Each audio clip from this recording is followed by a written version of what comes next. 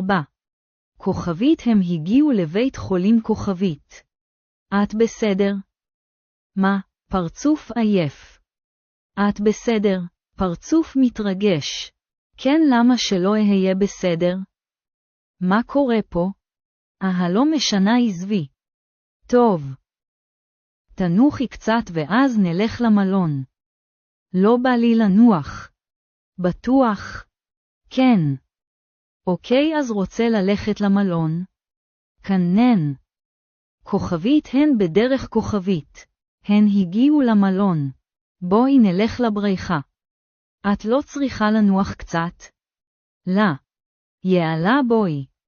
טוב, אני עוד שנייה אבוא. טוב. במחשבות של נויה. אוף, אני מפחדת עליה שלא יקרה לה משהו, היא רק יצאה. בינתיים אצל יעל. התוכנית עבדה עכשיו רק השלב האחרון וסיימנו. חלק 5.